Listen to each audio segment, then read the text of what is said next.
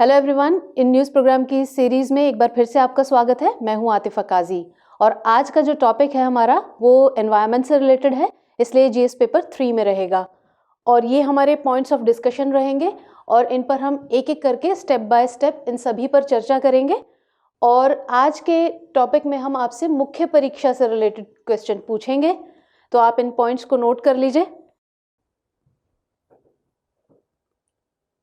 चलिए अब topic start कर लेते हैं। दरअसल सरकार का जो पर्यावरण, वन एवं जलवायु परिवर्तन मंत्रालय है वो मन बना चुका है कि जितने भी इंडस्ट्रियल प्रोजेक्ट्स हैं वो एनवायरनमेंट अप्रेजल के लिए आते हैं तो उनके क्लियरेंस में तेज़ी लाई जाए, यानी कि जल्दी से जल्दी उनको क्लियरेंस मिले। और इसी के लिए केंद्रीय मंत्रालय ने आपसी विचार विमर्श के साथ कुछ दिशा निर्देश जारी किए हैं। वो दिशा निर्देश क्या हैं? जैसा मैंने बताया कि सरकार चाहती है कि जितने भी इंडस्ट्रियल प्रोजेक्ट्स हैं उनके क्लियरेंस में तेज़ी आए, उनके जो एनवायरमेंटल अप्रेजल है उसमें उसके क्लियरेंस में तेज़ी आए। तो इसमें जो है जितने भी प्रोजेक्ट्स हैं उनको मंजूरी मिलने में जो देरी हो रही है उस देरी को कम करने पर फोकस किया गया है सबसे ज़्यादा। और इसके अलावा जो एक्सपर्ट अप्रेजल कमेटी है यानी ईएसी, दिशा निर्देशों में ये भी कहा गया है कि जो ईएसी है इसकी बैठक महीने में कम से कम 2 बार होनी चाहिए और इन दोनों बैठकों के बीच 15 दिन से ज़्यादा का गैप नहीं होगा, यानी कि महीने में 2 बार बैठक होगी और 15 दिन से ज़्यादा का गैप दोनों में नहीं होगा। और इस बैठक में पहले क्या होता था कि बैठक होने से 15 दिन पहले जितने प्रपोजल्स आते थे उन्हीं को कंसिडर किया जाता था, लेकिन अब क्या है कि अब बैठक होने से यानी मीटिंग होने से इसकी 10 दिन पहले तक भी जो प्रपोजल्स आएंगे उनको इसमें कंसिडर किया जाएगा। और इसके अलावा इसमें जो भी इसके जो मंजूरी मिलने से मंजूरी को लेकर जितने भी पूछताछ और जितनी भी शिकायतें हैं, समस्याएं हैं, मुद्दे हैं, उन सभी को इस ईएसी की मीटिंग में रखा जाएगा। और ये मेंबर सेक्रेटरी की रिस्पॉन्सिबिलिटी होगी कि वो इंश्योर करे कि इसमें उस तरह के सारे मुद्दे या जो भी शिकायतें हैं वो सब इस मीटिंग में रखे गए हैं या नहीं रखे गए हैं।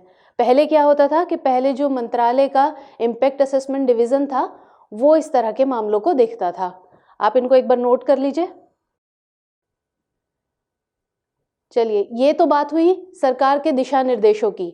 अब हम उन कुछ पॉइंट्स पर डिस्कस करते हैं कि जिनकी वजह से सरकार ये नए दिशा निर्देश लेकर आई है। तो जैसे मैंने बताया कि सरकार का जो फोकस है वो इन प्रोजेक्ट्स को जो क्लियरेंस मिलने, अप्रूवल मिलने में जो देरी हो रही है उसको कम करने पर फोकस करना है। तो अगर हम बात करें इस देरी की तो ये देरी के को इस तरह से आप समझ सकते हैं कि 2015-16 में जो इनको अप्रूवल, इन प्रोजेक्ट्स को जो अप्रूवल मिलने में टाइम लगता था वो 83 से 220 दिनों का टाइम लगता था। और अगर हम अब की बात करें 2019-20 की तो 2019-20 में टाइम ड्यूरेशन बढ़कर कम से कम 176 से 336 दिन हो गई, यानी कि टाइम बढ़ने के साथ साथ ये ड्यूरेशन कम होने की बजाय लगभग डबल हो गई है। तो और सरकार जो है, क्योंकि इससे जाहिर है इतना टाइम अगर लगेगा तो जो इंडस्ट्रीज़ हैं वो हतोत्साहित होंगी, तो इसलिए सरकार जो है अब इस टाइम ड्यूरेशन को 100 दिनों से भी कम पर लाना चाहती है और इसी वजह से ये सरकार नए दिशा निर्देश लेकर आई है। इसके अलावा अब जाहिर है कि जब इसमें देरी में कम टाइम लगे, देरी नहीं होगी, यानी कि अगर अप्रूवल में टाइम कम लगेगा तो उससे जितने भी इंडस्ट्रीज़ हैं उनके प्रोजेक्ट्स जल्दी अप्रूव हो जाएंगे और इससे अर्थव्यवस्था को भी मदद मिलेगी आगे बढ़ने में, यानी कि जाहिर है अर्थव्यवस्था में भी सुधार आएगा उससे। और इसके अलावा जो इम्पैक्ट असेसमेंट डिवीज़न मैंने आपको बताया कि वो इससे रिलेटेड जितनी भी शिकायतें, पूछताछ होती थी उसको ये देखता था, तो इससे उस पर भी जो अतिरिक्त भार है वो भी इस पर कम हो जाएगा। तो ये कुछ पॉइंट्स थे जिसकी वजह से सरकार ये दिशा निर्देश लेकर आई। और इसके अलावा सरकार ने EIA यानी एनवायरनमेंट इम्पैक्ट असेसमेंट 2006 में भी कुछ चेंजेस के लिए 2020 में एक मसौदा, एक ड्राफ्ट तैयार किया है और उस ड्राफ्ट को लाने का मकसद है ताकि कुछ परियोजनाओं को जल्दी से जल्दी मंजूरी दी जा सके। तो चलिए अब EIA पर डिस्कस कर लेते हैं कि EIA क्या है। चलिए पहले आप एक बार इसको नोट कर लीजिए, फिर हम उस पर डिस्कस करते हैं। तो EIA जो है वो पर्यावरण संरक्षण नियम 1986 के तहत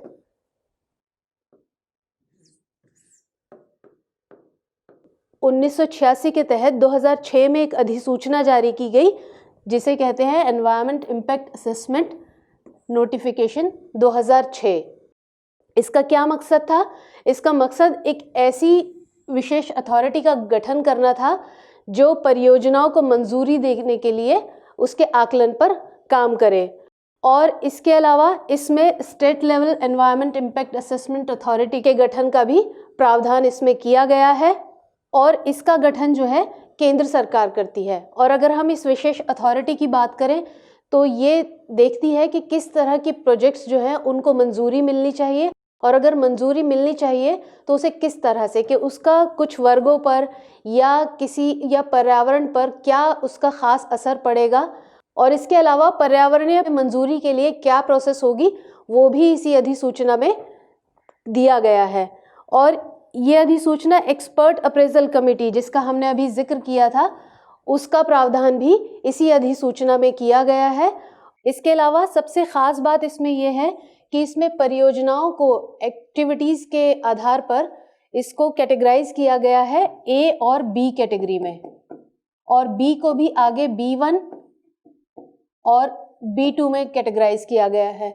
और इनको कैटेगराइज करने का जो बेस है वो इस आधार पर इनको किया जाता है कैटेगराइज कि ये परियोजनाएं कितना स्थान घेरती हैं और इनका मानव स्वास्थ्य पर या प्राकृतिक संसाधनों पर किस हद तक इनका असर पड़ता है, उसी के आधार पर इनको कैटेगराइज किया जाता है। अब हम आते हैं प्रायर एनवायरमेंटल क्लियरेंस पर। इसके लिए 4 चरणीय प्रक्रिया का उल्लेख है।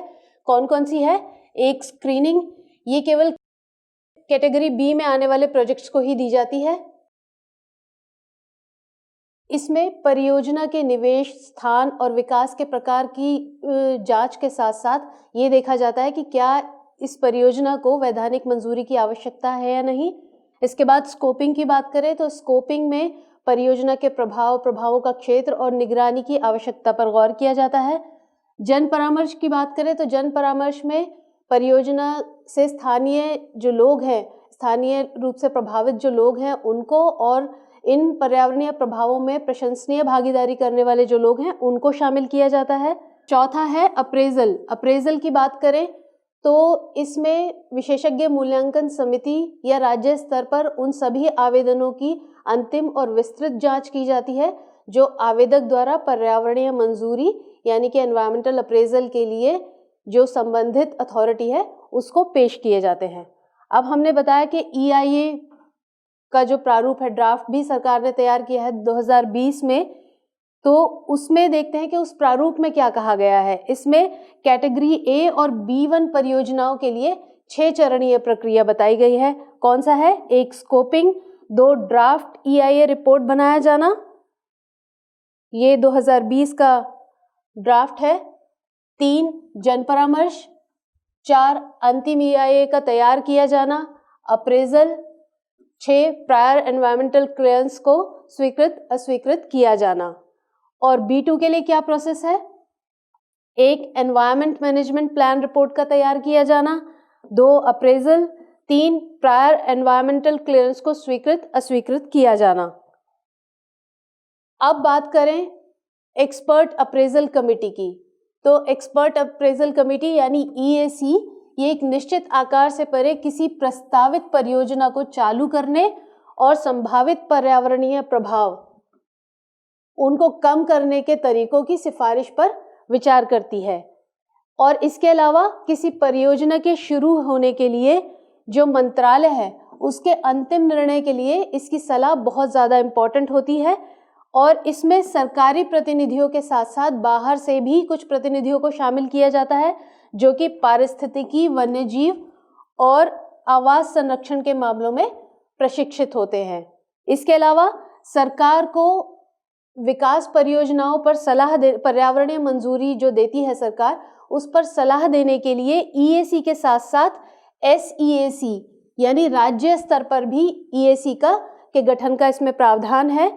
और जो औद्योगिक परियोजनाएं, ये EAC अलग अलग हो सकती है। औद्योगिक परियोजनाओं, कोयला खनन, गैर कोयला खनन, नदी और पनबिजली परियोजनाओं के लिए अलग अलग EAC हो सकती है और इन सभी EAC के स्वतंत्र अध्यक्ष होते हैं और समिति सदस्य भी होते हैं। आप इनको नोट कर लीजिए।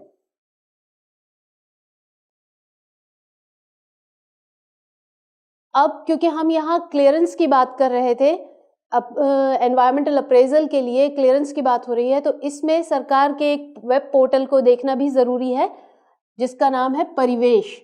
ये एक एक्रोनिम है और इसका पूरा रूप जो है वो है proactive responsive facilitation by interactive and virtuous environmental single window hub.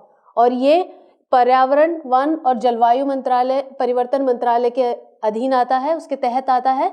और मैंने बताया कि ये वेब पोर्टल है एक, और ये केंद्रीय, राज्य और जिला स्तर के अधिकारियों से, यानी कि जितने भी पर्यावरण, वन, वन्य जीव और तटीय विनियमन क्षेत्र यानी CRZ मंजूरी के लिए भी जो प्रस्ताव आते हैं, प्रपोजल्स आते हैं, उनके ऑनलाइन प्रस्तुतिकरण और निगरानी के लिए विकसित की गई है।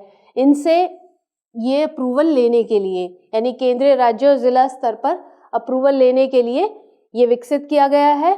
और इन प्रस्तावों की संपूर्ण ट्रैकिंग को स्वचालित करना इसका कार्य है। और इसमें क्या है कि नए प्रस्तावों को ऑनलाइन प्रस्तुत किया जाता है, मतलब आप जितने भी नए प्रपोजल्स हैं वो ऑनलाइन पेश कर सकते, ऑनलाइन वो कर सकते हैं।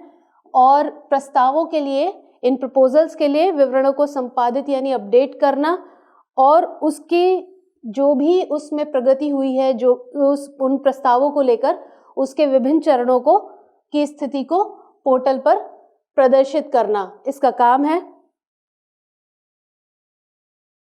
एक बार नोट कर लीजिए इसको। अब अगर हम बात करें इससे संबंधित चुनौतियों की, तो सबसे पहला, दरअसल कई रिपोर्ट्स में कहा गया है कि सरकार की जो ये एक्सपर्ट अप्रेजल कमेटी है, इसमें विशेषज्ञ ही शामिल नहीं होते, यानी कि जो एक्सपर्ट्स हैं वो ही इसमें शामिल नहीं होते हैं। और हालांकि 2020 का जो ड्राफ्ट है इसमें इन सदस्यों की योग्यता मांगी गई है। और इसके अलावा जो दूसरा पॉइंट है, जो दूसरी चुनौती है, वो ये कि भूमि अधिग्रहण जो किया जाता है इन उद्योगों के लिए, वो एक बड़ी चुनौती है। और इसके साथ साथ पर्यावरण बनाम विकास का मुद्दा भी सरकार के सामने है। पर्यावरण विकास बनाम विकास का मुद्दा कैसे? क्योंकि सरकार अर्थव्यवस्था के विकास के लिए उद्योगों को मंजूरी देगी उनके प्रोजेक्ट्स के लिए, और वो उन उद्योगों से पर्यावरण पर कहीं ना कहीं बुरा असर पड़ेगा, तो वो पर्यावरण बनाम विकास या विकास बनाम पर्यावरण की एक चुनौती बन गई है सरकार के सामने। हालांकि जो EA ड्राफ्ट 2020 था, इसका कई जगहों पर विरोध भी हुआ। और इसके अलावा सरकार एक तरफ पर्यावरण संरक्षण को बढ़ावा देने के लिए इको सेंसिटिव जोन्स की संख्या बढ़ा रही है, यानी सरकार द्वारा इको सेंसिटिव जोन्स की जो है संख्या वो बढ़ाई जा रही है।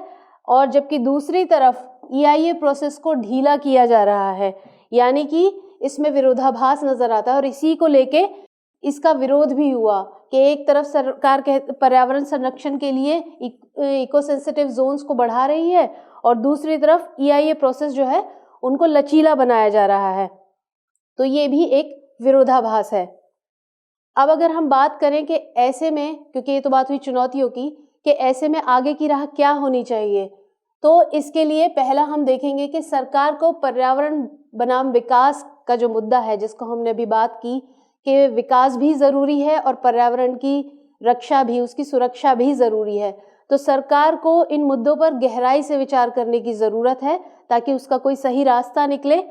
और इसके अलावा जो ड्राफ्ट 2020 है EIA का, उसमें जिन प्रावधानों पर विरोध है उसको भी पहचानने की ज़रूरत है कि कहाँ कहाँ पर विरोध है, विरोधाभास नज़र आ रहा है, या किन मुद्दों को लेकर, किन पॉइंट्स को लेकर विरोध जताया जा रहा है, उनको भी पहचानने की ज़रूरत है। इसके अलावा जो कमिटीज़ हैं उनको प्रोजेक्ट्स के वर्गीकरण जो, यानी जो कैटेगराइज किया जाता है, उनको किए जाने की प्रक्रिया पर भी गहराई से विचार करना होगा। यानी उनको जो कैटेगराइज किया जाता है, ये देखें कि किस तरीके से, क्या क्या उसके पैरामीटर्स हैं। इसके अलावा ड्राफ्ट 2020 में तकनीकी समिति का प्रावधान है, जो कि अच्छा कदम कहा जा सकता है। और इसके अलावा चौथा पॉइंट अगर देखें, क्षतिपूर्ति वनीकरण निधि अधिनियम 2016 का प्रभावी क्रियान्वयन किया जाना चाहिए। यानी जो इसमें इस अधिनियम के तहत जो भी बातें हैं, उनका प्रभावी क्रियान्वयन भी एक ज़रूरत है। और इसके लिए सरकार को चाहिए कि इस तरह के किसी भी मुद्दे पर सिविल सोसाइटीज़ की भूमिका भी सुनिश्चित की जाए। इसके अलावा सरकार को चाहिए कि इस तरह के जो भी मुद्दे हैं, उन पर जो सिविल सोसाइटीज़ हैं, उनकी भूमिका भी सुनिश्चित की जाए। तो ये कुछ पॉइंट्स हैं जो ऐसे में चुनौतियों के साथ साथ आगे की राह हो सकती है ऐसे मुद्दों पर। तो ये हमारा आज का टॉपिक था। अब हम देखते हैं आज के टॉपिक में मुख्य परीक्षा से संबंधित क्वेश्चन देख लीजिए। हालिया समय में केंद्र सरकार ने पर्यावरण प्रभाव आकलन प्रारूप 2020 जारी किया है। इस आलोक में क्या आप सहमत हैं कि सरकार अर्थव्यवस्था को सुदृढ़ करने हेतु पर्यावरणीय हितों को संकट में डाल रही है? पक्ष या विपक्ष में तर्क दें। तो ये था हमारा आज का टॉपिक। फिर मुलाकात होगी अगले टॉपिक के साथ। तब तक के लिए सुरक्षित रहिए, तैयारी करते रहिए। धन्यवाद।